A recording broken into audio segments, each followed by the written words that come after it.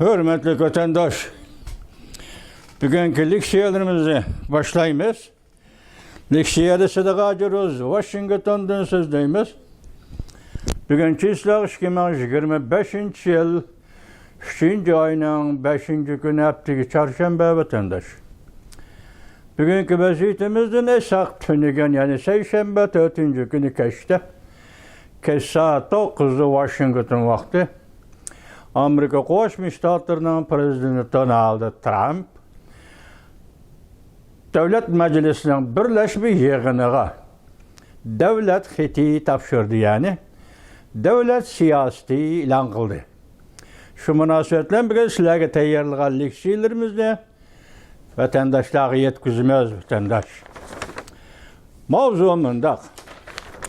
Prezident Donald Trump Devlet Meclisi'de umumi yığında devlet xiti yani devlet siyaseti ilan kıldı. Cüngüge münasebetlik söz bayallığa kaysıla. Mavzulu haber 3. ayının 5. günü Amerika avazının Xitay Dil programı ilan kılın. Haber mundaq başlandı. Washington 3. ayının 4. günü. Amerika Şark vakti saat 9'da.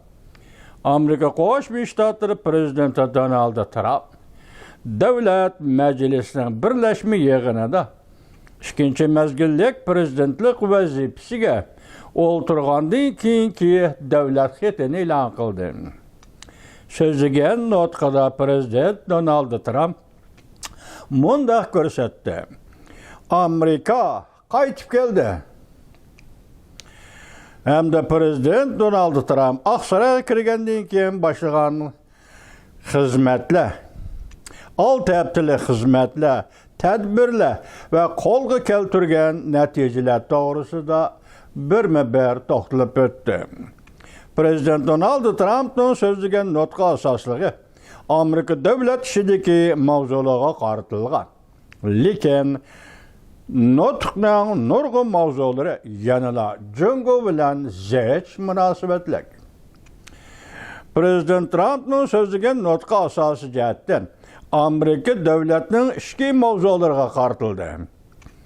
Jumladan Amerikalik korxonachi Elon Musk rahbarligidagi hukumat unumdorligini tekshirish ve federatsiyalik organlarning chiqimini azaytish, federatsiyalik mulozimlarni ishdan bo'shatish, chegara bexatarligi ve tizginlashni kuchaytirish, qonunsiz ko'chmanlarni Amerikadan chiqarib etish hamda barobarlik ve ko'p taraflik, ko'p xillik sig'diruvchanlikqa munosabatlik federatsiyalik mablag'ni kesib tashlash.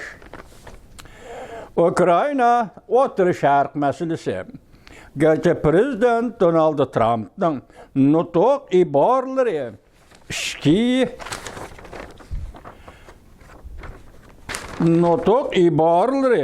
ichki ishlarda ko'p to'xtalgan bo'lsa-mu, to'xtalsa-mu, kechiringlar. O'tgan haftadan beri üstün o'rinda turib kelayotgan mavzulardan o'zini qochirmadi. Masalan, Ukraina urushidan o'zini qochirmadi. Men barliq kuchim bilan Ukraina urushini bu qabohatlik to'qinishni oxirlashtirishga kuch chiqaraman deb ko'rsatdi Prezident Donald Trump. Bir necha million Ukraina xalqi ve Rossiya xalqi qo'rqinchli ve bu dahshatli to'qinishda qilcha ahamiyatsiz bir ahvolda jarohatlandi, hayotidan ayrildi. Belki hozirmi bu ishning oyig'ini ko'rib yetkilib bo'lmaydi. Yani to'qinishning oxirini ko'rib yetkilib bo'lmaydi. Prezident Donald Trump Muşaqatimki devlet meclisiga kechiringlar, e'lon qilingan davlat xatida Ukraina bilan yangi serak to'pa kon mahsulotlari kelishimi imzolaganligini e'lon qilmoqchi bo'lgan edi. Lekin o'tgan hafta Ukraina prezidenti Zelenskiy Aksaray'da münazara qilib bu planni qalaymaqqonlashtirib o'tdi. Biroq prezident Donald Trump Ukraina prezidenti bilan iskining baldurla universal matbuoti fikir qoldirib, aktiv javob qaytarganligini prezident Trump Ukraina rahbarining bir parcha xatini tilga elib, Zelenskining bu xatda o'tgan juma kuni Aqsarayda munozara qo'zg'alligidan afsuslanganligini va shundaqla tinchlik suhbatini boshlashga tayyor ekanligini bildirib o'tdi. Men Zelenskining bu xatidan ta'sirlandim deb ko'rsatdi nutqida Amerika Qo'shma Shtatlari prezidenti Donald Trump. Lekin Zelenskiy bilan yana qachon suhbat quradiganligi to'g'risida bir narsa demadi yoki bu to'g'rida to'xtalmadi. Lekin Amerika Qo'shma Shtatlari prezidenti Donald Trump mundaq ko'rsatdi. O'xshashla bir vaqtda Amerika Rossiya bilan muhokama olib boradi. Balki Rossiya bu to'g'rida kuchli inqas qaytarib, hamkorlashishga, ya'ni Amerika Qo'shma Shtatlari bilan hamkorlashishga tayyorlik qilib qo'yganligini bildirdi. Prezident Trump O'rta Sharq masalasi to'xtalganda mundaq ko'rsatdi. G'azzada go'raga elinganlarni qaytarib kelmas. Nurg'un mavzular Jungo'ga munosabatli. Prezident Donald Trump bu qatam davlat majlisiga davlat xati topshirganda garchi Jungoni ko'p tilga olmagan bo'lsa-mu, lekin nurg'un mavzularning hammasi degidek Jungo bilan zich munosabatlikida. Buning birisi bo'lib tamojna beji masalasi edi. Yevropa ittifoqi Jungo, Braziliya, Hindiston, Meksika va Kanada. Sizlar bu davlatlarni anglab boqqanmi? Yana sanoqsiz davlatlar bizdan, yana Amerikadan oladigan tamojna beji bizning ulardan oladigan tamojna bejimizdan texmi ko'p. Bu bir adolatsizlikku deb ko'rsatdi prezident Donald Trump. Hindistonning Amerikaning mashinalaridan oladigan tamojna beji 100%, balki 100%dan ortiq. Jungoning Amerika tovarlaridan oladigan tamojna beji Amerikaning Jungoning o'xshash tovarlaridan oladigan tamojna bejidan 2 ortiq. Koreyaning Amerikadan oladigan tamojna beji Amerikaning Koreyadan oladigan tamojna bejidan 4 ortiq. Mushunda bu adolatsizlik. Bu bir xil adolatsizlik deb ko'rsatdi prezident Donald Trump davlat majlisiga topshirgan davlat xatida yoki davlat siyosatida. O'shashda bu qatam davlat xatida prezident Donald Trump Panama kanalini qaytarib keladiganligini e'lon qildi. Bu chaqda Jungoni yana bir qatam eg'izga oldi. Prezident Donald Trump mundaq ko'rsatdi. Amerika allaqachon shunday qildi. Prezident Donald Trump Amerika shirkatlarining Changjiang Heji guruhining Panama kanalini boshqarish shirkatining paychaklarini setib olganligini e'lon qildi. Biz Panama kanalini Panamaga bergan edik. Jungoga bergan emas. Bugun biz yana Amerika bu kanalni qaytarib kelamiz deb ko'rsatdi Amerika Qo'shma Shtatlarining prezidenti Donald Trump. Kishilar diqqat qiladigan bir taraf shuki, prezident Donald Trump Tayjidian shirkatining Amerikaga 100 milliard dollar mablag' solganligi to'g'risida to'xtalib o'tdi. Tunigan dunyo bo'yicha eng chong, eng qudratli Android ishlab chiqarish shirkati Tayvanning Tayjidian shirkati 97%lik bozor normasi bo'yicha Amerikaga 100 milliard 650 million dollar mablag' solganligini e'lon qildi. Amerika'da dünya boyunca en iktidarlı üzek yasamakçı oldu.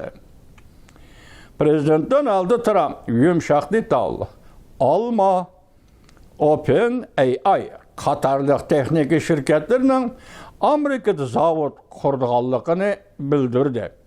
Cüngüde emas dep toxtaldı Prezident Donald Trump. Prezidentimiz nihayet zirek, soda ticaret realizmçisidir. Soda ticaretini davamlıq devlet bexatarlığı bilen birleştirip qaraydı. Mesela Ukrayna bilen kan məhsullatları kelişimi imzalamakçı bolğandak. Tayvan tecrüdiyenden bu zor sommuluk kapitalını Amerika'ya məbləğ qılıb seliş planı. Amerika'nın kelgüsü de Tayvan boğuzu siyasetiga qandaq ta'sir ko'rsatdi? Biz buni kutib turimiz deb ko'rsatdi Tayvanlik obzorchi Chindan apandi. Prezident Donald Trump tecrüdiyen doğrusu toxtalğanda Tayvanni tilga aldı.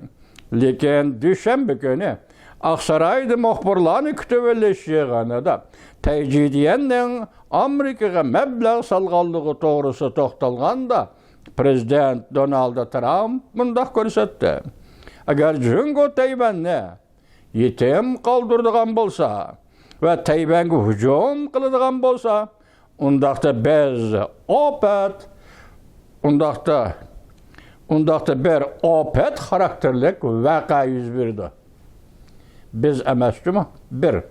Undaqda bir opet karakterlik vaqa yüz berdi. Aldınqı şart Cüngo Kompartiyası Tayvanni yalğız yetim qaldırdığan bolsa. Aldınqı şart eğer Cüngo Kompartiyası Tayvan'a hücum qıldığan bolsa o halda bir opet karakterlik vaqa yüz berdi. Bu yerdeki opet karakterlik vaqa Tayvan'a qartılğanmı ve yoki Cüngo'ga qartılğanmı? Demek bunun ma'nosi sen Tayvan'a hücum qilsan men sana cevap qaytaraman. Undaqda bu opet karakterlik oqibat Cüngo'ga qartılğan bu. Amerika Qo'shma Shtatlari Davlat Majlisi Avam Palata a'zosi Demokratlar Partiyasi mansubi Elisa Slotkin mundaq ko'rsatdi. Biz hammamiz Ukrayna urushini oxirlashtirish umid qilamiz. Biroq Prezident Donald Trump Prezident Vladimir Putinning mustabid Prezident Vladimir